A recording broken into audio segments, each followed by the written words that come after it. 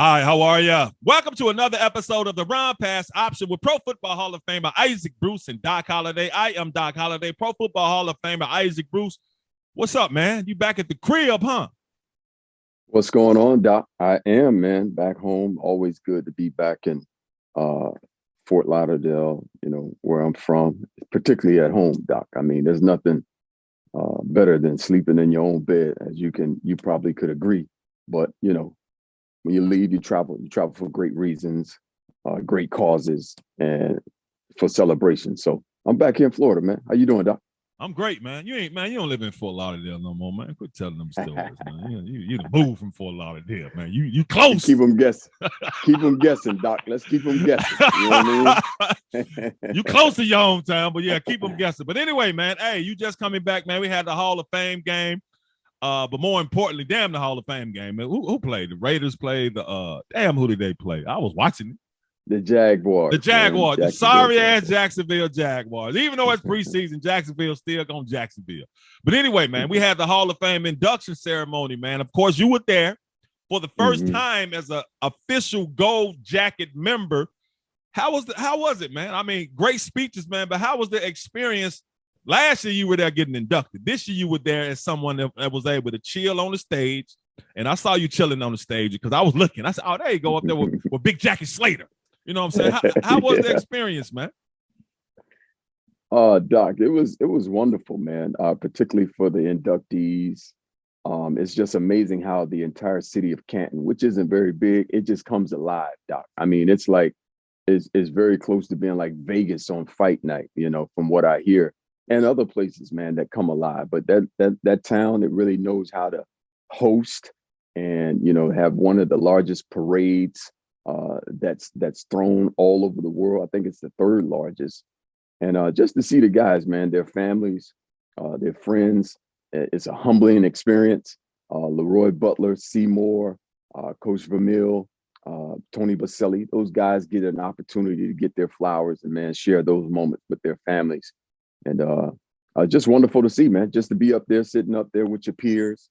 It's funny, I'm always finding myself right up under Jackie Slater, just listening to his wisdom. He was, I was drafted in 1994, which it was his 18th season with the Los Angeles Rams at that time. So we played 2 years together, before he capped off a 20-year career, Hall of Fame career. So I'm always listening to his wisdom. He's funny, he's engaging, and he just makes me laugh, man. So I'm always very pleased to just be around him, among other guys, man. Yeah, I mean, and my experience with Jackie, man, is that in camp, he was always talking to me. He was always encouraging me. He was always uplifting me. He was always complimenting me on great plays and great things I was doing in practice because he knew the coaches. They just wanted my ass was there. They wanted to cut my ass. You know what I'm saying?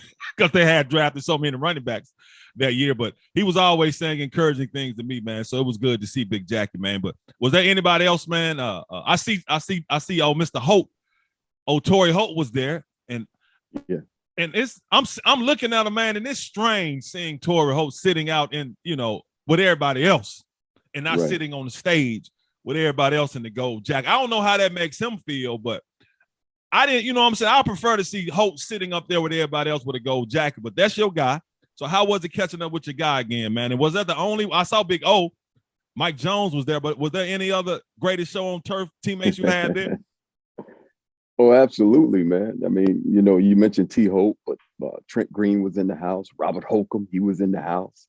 You got Adam Timberman, Mike Grudodoria. The entire offensive line was intact there. Roland Williams, you can never leave him out because he won't allow you to. That's the boy there, yeah. Oh, absolutely. Marshall was in the house. You got Ernie Conwell. Kurt was there. Big E. Just a whole group of, just like our locker room, just got together for an opportunity to take a photo with Coach Vermeil, and just all the people that that are valuable to what we were doing, the behind the scenes people.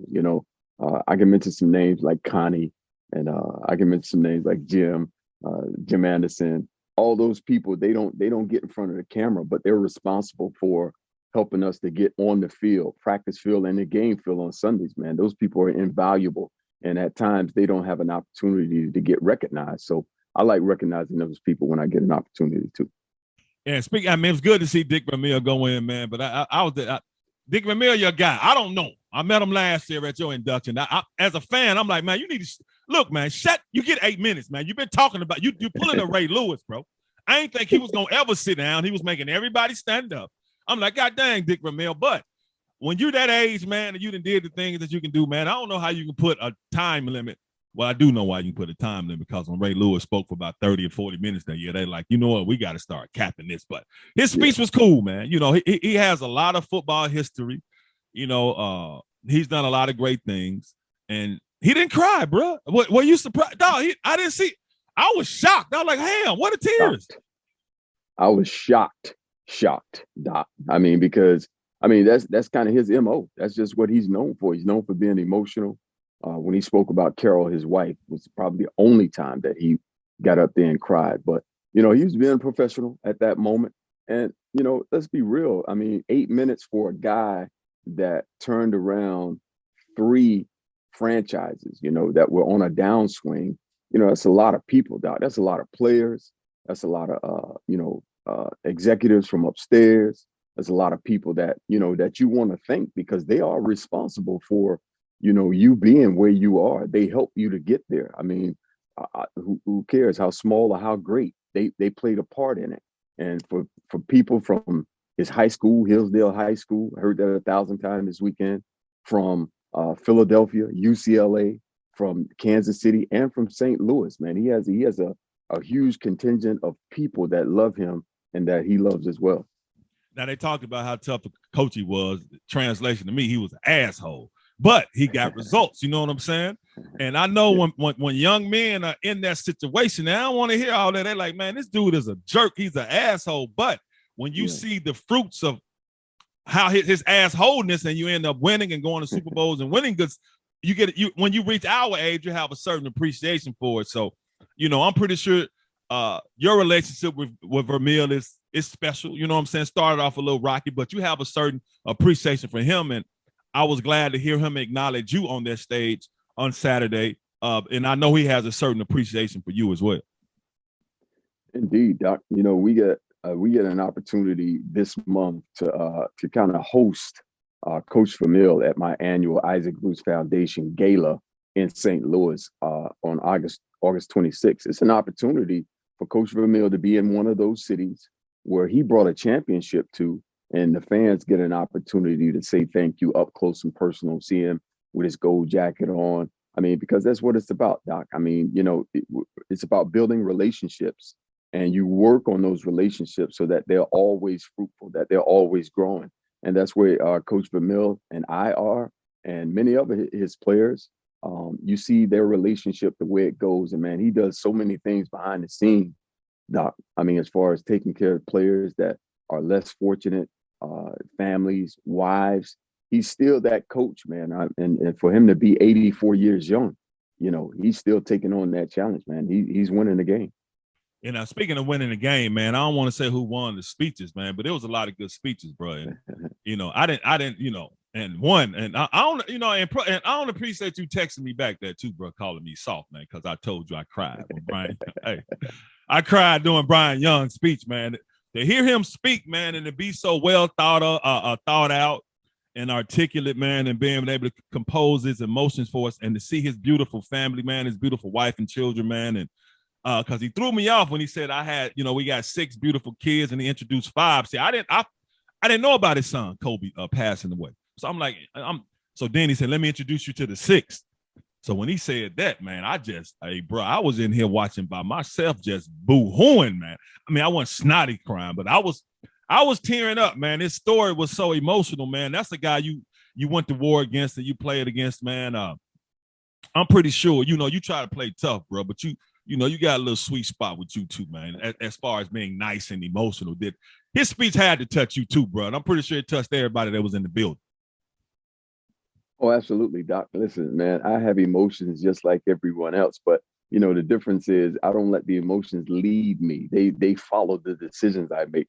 But, Doc, when you talk about Brian Young, man, listen, he was Aaron Donald before Aaron Donald. In 1994, he was one of my my draft classmates out of Notre Dame. And for years, I mean, we had that rival of playing the San Francisco 49ers. He was one of the guys that we always circled. We drafted players to combat his production. We signed free agents to combat his production, because there was a time when we played the San Francisco 49ers for a stretch, probably maybe of 3 or 4 years. The first 2 plays of the game was always a tackle for loss, and it was by Bryant Young, man. He was disruptive. He was one of those players that, we just had issues blocking. We always had to put 2 guys on him. And, that's just from a football standpoint, man.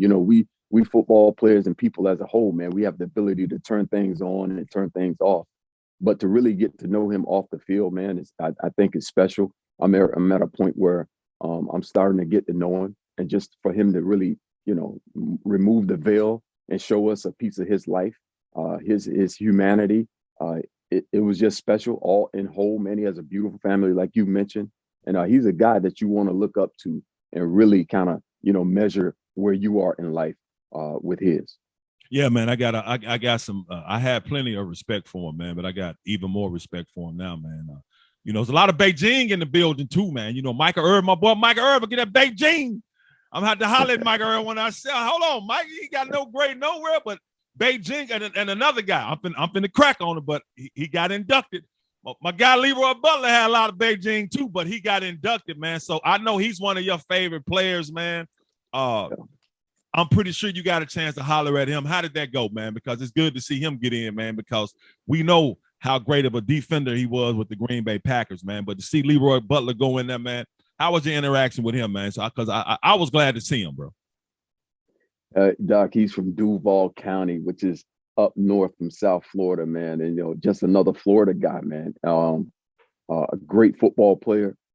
He was always one of those guys that you had to pay attention to on the defensive end, from on the back end of the defense to playing in the box, Doc. We talking about a guy with over 20 plus sacks in his career.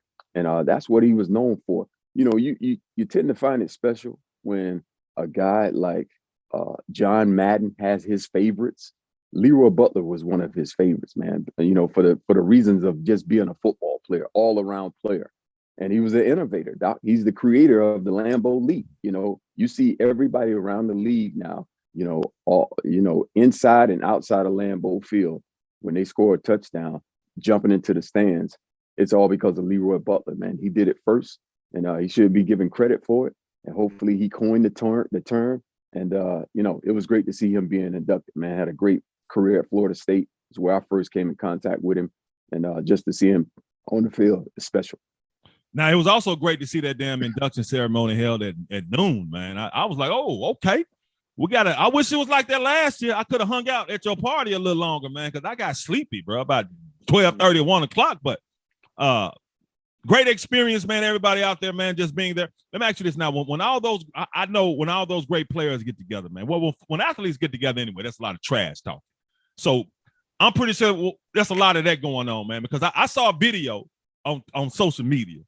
And I already knew when I heard the voice, because he always in the middle of something. Warren Sapp was just going off on Chris Carter. God, I'm like, God dang, Sapp is always you, man. But anyway, that's what you expect when you get guys who not only, because you got to be the best of the best to go to the league.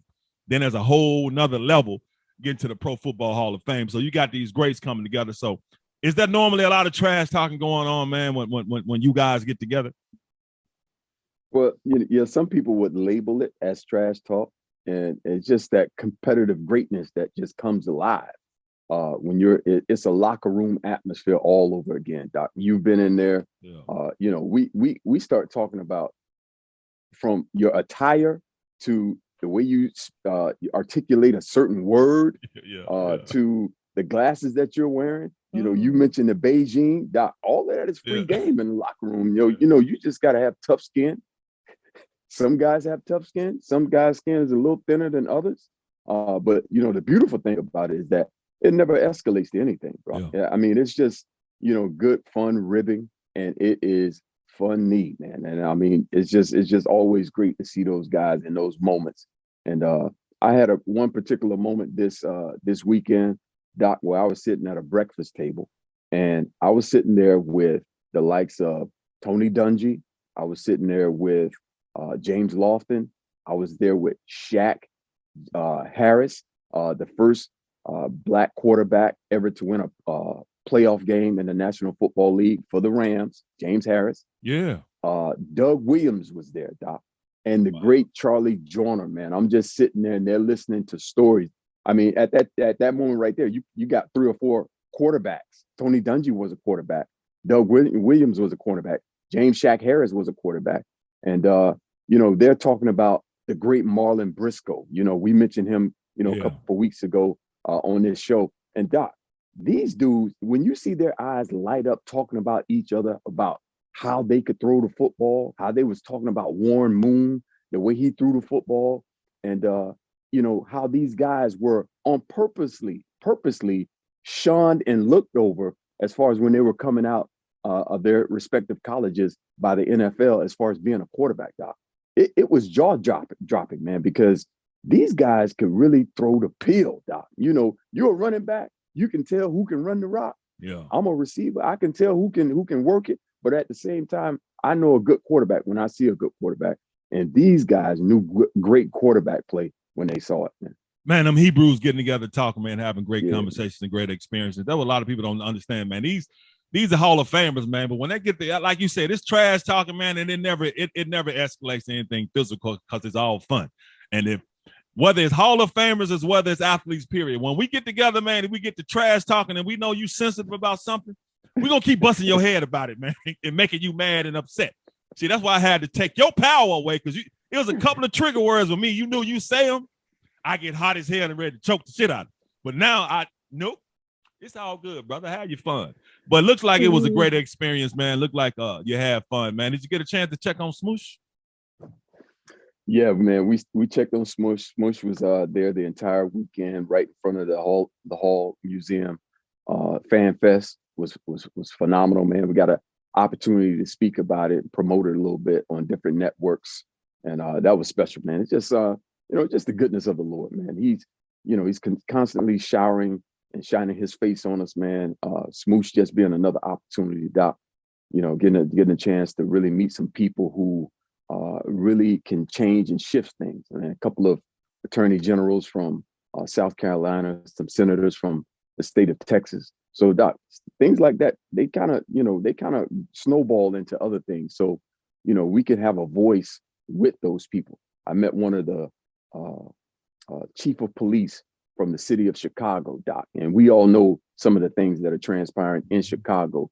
So to be able to meet a chief of police in the city of Chicago that looks just like me, and I offered my services to him any kind of way I can, man, Doc, because we're about change. We're about change and celebrating excellence everywhere we go.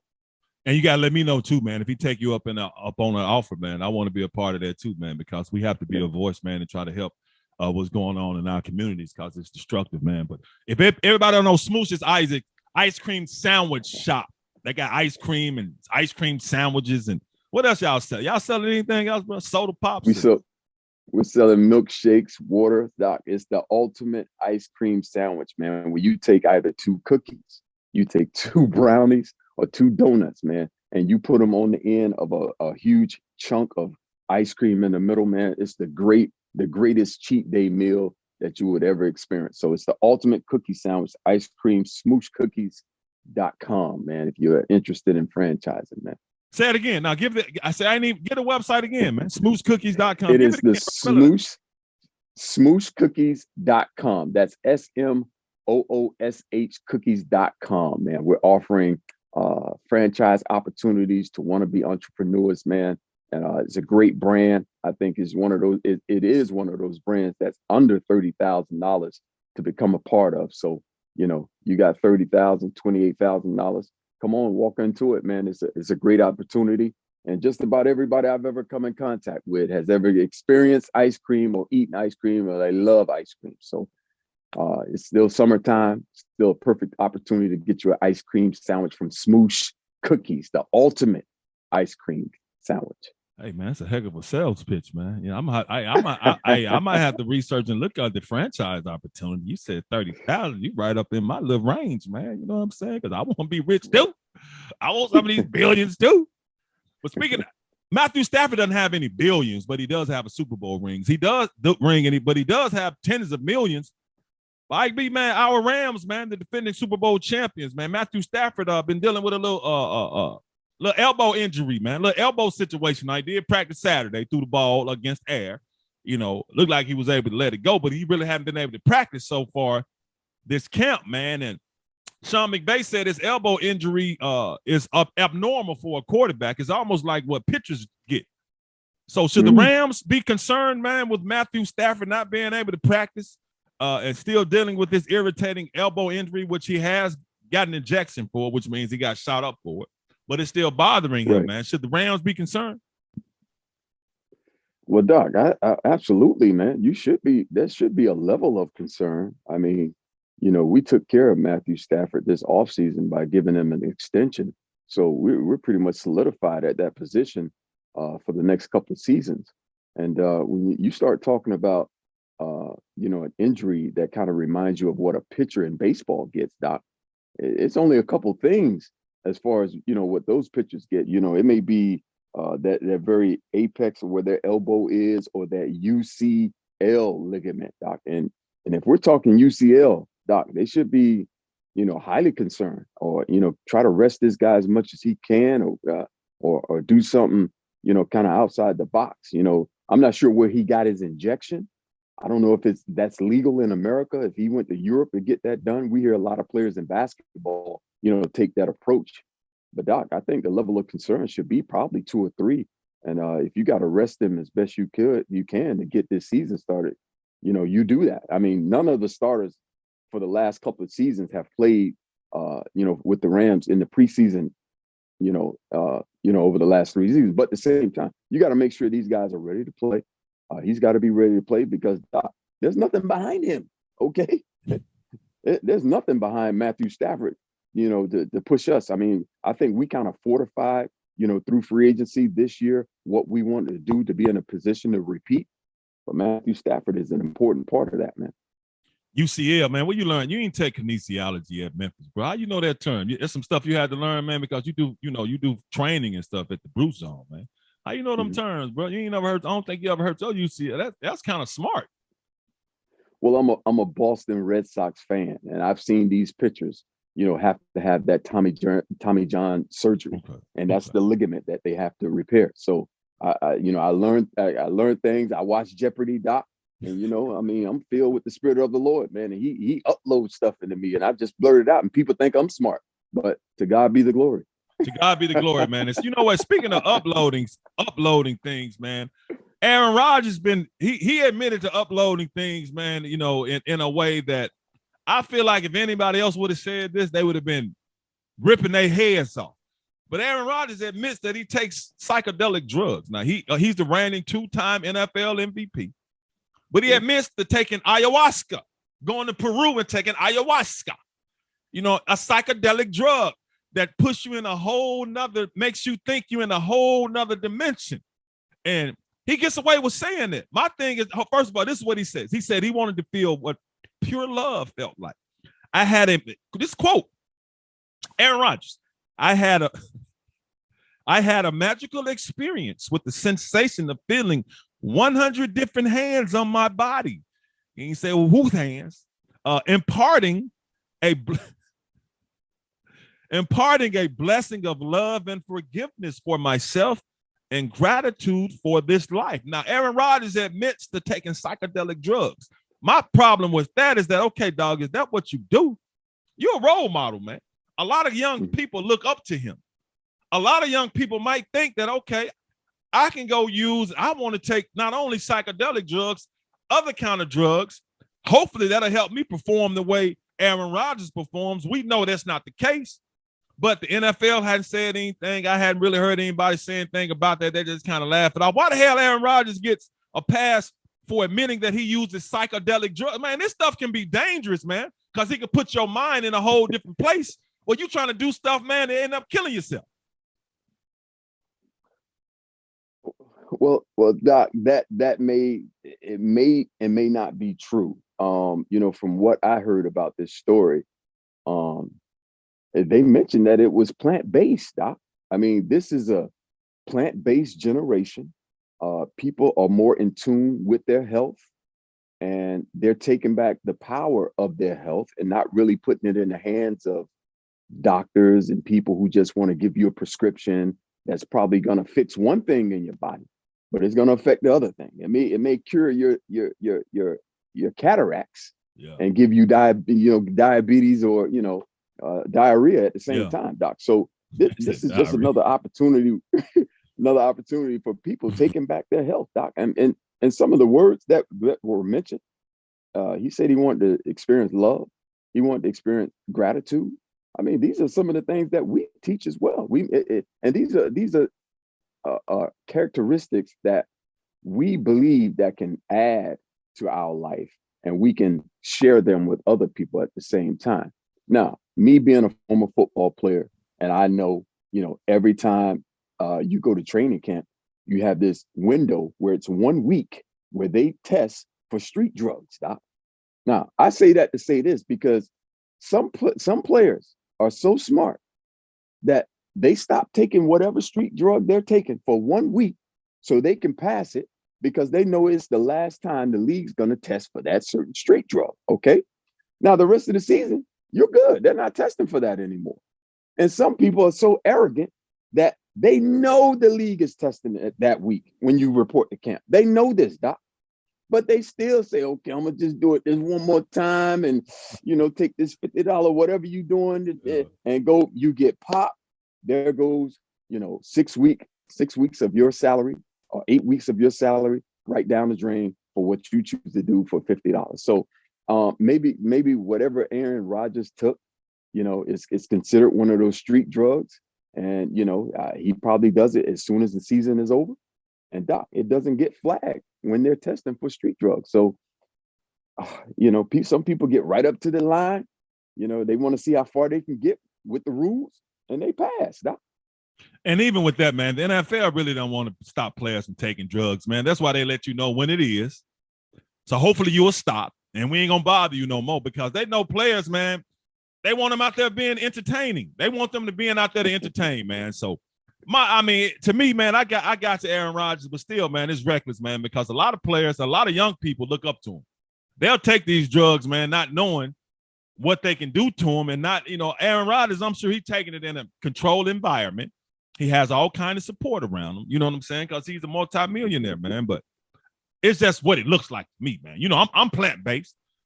The Most High's, all his medicines come from the earth. So, I believe in all of that.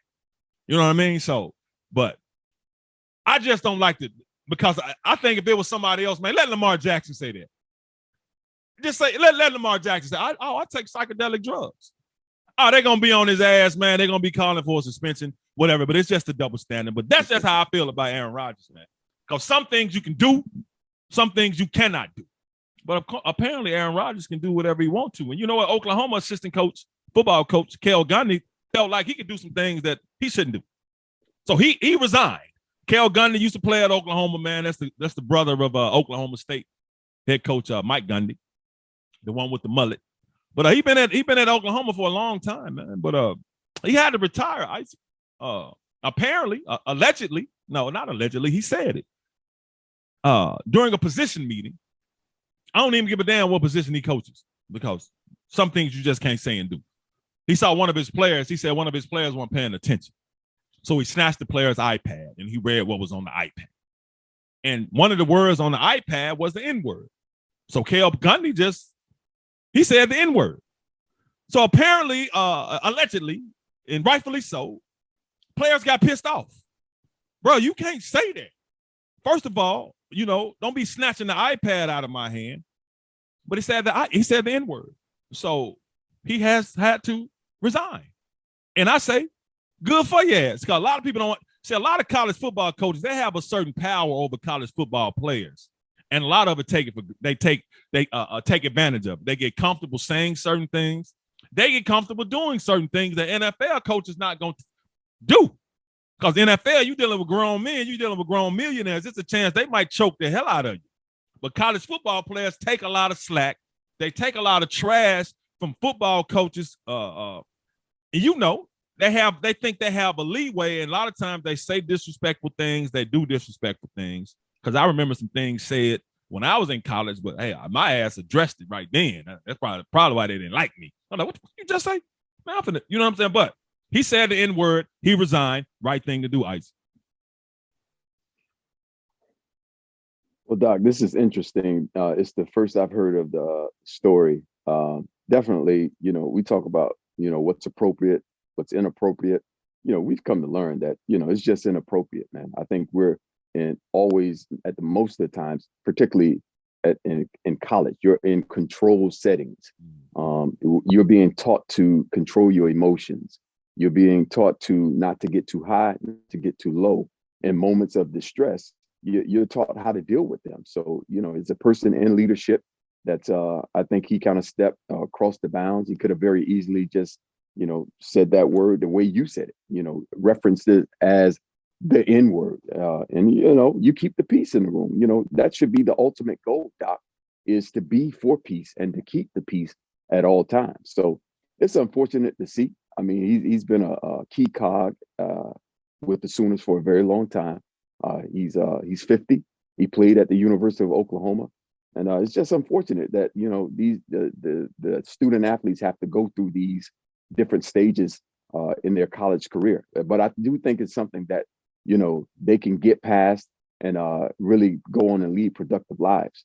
Another thing I noticed about this last name Gundy, I feel like, there was a player from Colorado that accused his brother Mike Gundy of the same thing. Yes. Alfred Williams, Alfred Williams, a former defensive lineman for the Broncos, right? For the Denver Broncos. Yeah, and he accused his brother of the same thing. So, Doc, I heard a quote here recently. It says, not only does the oppressed need to have their mind renewed, but the oppressor needs to have their mind renewed as well. So I think that's where it's heading, Doc. It's heading there rapidly to the point where, things are coming and it's getting flipped upside down. The last shall be first and the first shall be last. And it's just an unfortunate incident, Doc, here in Oklahoma that, they had to go through that. There's a scripture in Deuteronomy chapter 31 that speaks about things turning, and you know what I'm saying? So, but you were right. You made a great point, and that's the conversation that needs to continue to be had. But it's not only a conversation that needs to be continue to be had of what's appropriate and not appropriate and how it makes us Hebrews feel. Not only the conversation, but to have some kind of understanding, because I don't think a lot of people understand the damage that's been done to us and how certain that's why I don't even like using that word anymore. I used to, you talking to your partners and your boys, but I hate that word, man, because I don't want to be using it. Because I still remember when I first got to Memphis State and I used to say the word, talking to, and, Coach Fox pulled me to he said, Doc, look, Doc, Coach Fox, bless his heart, he was a wide receivers coach when I got there. Then Fickner took over when you became the wide receivers coach, but he recruited me out of Memphis, and he checked me for using that word. And I was like, you know what, Coach Fox, you're right. He said, don't be using that word. It's look who's all out here and look who we around. It's not a nice word. So I continue to use it, but I was young and stupid. But now I hate the word. But yeah, Kel Gundy, your ass need to retire, man. Some things you shouldn't say. You better be glad one of them dudes didn't hit you in the bridge of your nose. Because I'm tired of the disrespect, man. Now you're right. Everybody need to be peaceful and happy. But I'm one of those, man. Look, I'm gonna have to show you. I'm gonna show you that Isaac gonna preach to me and tell me to calm down. Then he's gonna preach to you and make you feel good. Then I'm gonna look at Ike and be like, did I go too far? Yeah, Doc, you probably went too far. Because I have to counsel with you sometimes. You know what I'm saying? But get your ass out of there, Kel Gundy. Some things you shouldn't say. But NFL preseason started, man. I don't even really want to talk about the preseason. But I respect it because it's a chance I had to go play and prove that I deserve to be on this level.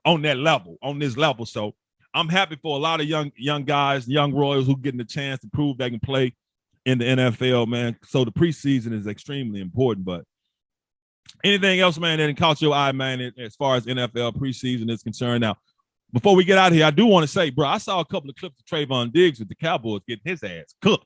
I keep telling people, man, Trayvon Diggs may have had 11 picks last year, But when it comes to covering one-on-one, that's why when Michael Parsons said him and Trayvon Diggs can be the next Aaron Donald and Jalen Ramsey, I said, man, you tripping. Shut your ass up because Trayvon Diggs has bad technique.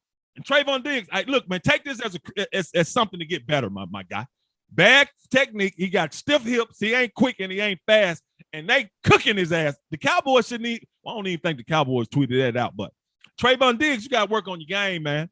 Michael Parsons, before you start putting yourself up there with AD and Jalen Ramsey, man, y'all got to put some more work in at first. But that's what caught my eye. I'm like, damn, Trayvon, they are cooking. They cooking your ass. It's just a go route. It's a quick hezzy and gone, and you left. Has anybody caught your eye yet, man, just paying attention to NFL preseason training camp? Well, not yet, Doc, but I'm going to go with you. I mean, preseason is still very important, Doc. I mean, you get some of the greats that have come out of preseason, guys who are on the fringe of making teams, undrafted free agents that get their opportunity because you're in an industry where the game and the practices in preseason and training camp, those are your interviews, Doc. You talk about, in other industries, want to be able to sit down in front of a Jeff Bezos and I give him my 30 seconds. Well, you get an opportunity when you're playing football and anytime you're on film, you're interviewing for all 32 teams. You get that opportunity because if you don't make it here, there's another group of people that are watching you, seeing your mannerisms, how you perform under pressure, and they may want to bring you in and give you another opportunity with them. So preseason is still important, although it becomes mundane sometimes for us former players, but it's a necessary process that these guys go through, and it's their only time to get to shine and perform on the field. Now, as far as Trayvon Diggs, Doc, listen, this training camp is also a time when veterans have to work their skills and add another tool to their toolbox. I mean, he hasn't been a cornerback for very long. Let's give him, let's give him that. So he's still learning. I don't know who the Dallas Cowboys has as a cornerback coach or who he talks to, as far as his counseling is concerned. It's funny because Jackie Slater has a consulting company where he trains offensive linemen. And then during the season, those same offensive linemen will send their practice film or game film to him. And he coaches from the comforts of his home. Wow. And I just think that's amazing. That's just an avenue that some of these players, Doc, should take advantage of them. You mentioned Warren Sapp. I heard Warren Sapp say on another podcast that, you give Google your questions. But guys like the Pro Football Hall of Famers and Jackie Slater, Warren Sapp, they have answers, man. They will give you the answers. They're just waiting for you to reach out to them, and they'll be more than happy because one of the most painful things to do as a former football player is to sit down, watch a game. My eyes automatically go towards the receivers. That's just the way I've been trained, Doc. And to see bad technique, bro, I mean, that makes my fist balled up. You know what I mean?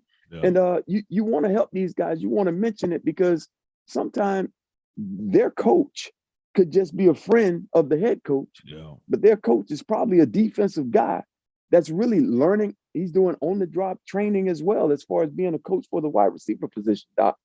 And, it's an opportunity for these guys. You got to do everything you can do to get better, to up your skill set and be prepared for when it's time for you to go to the table again, man. It's a well of knowledge out there that these guys need to tap into, Doc.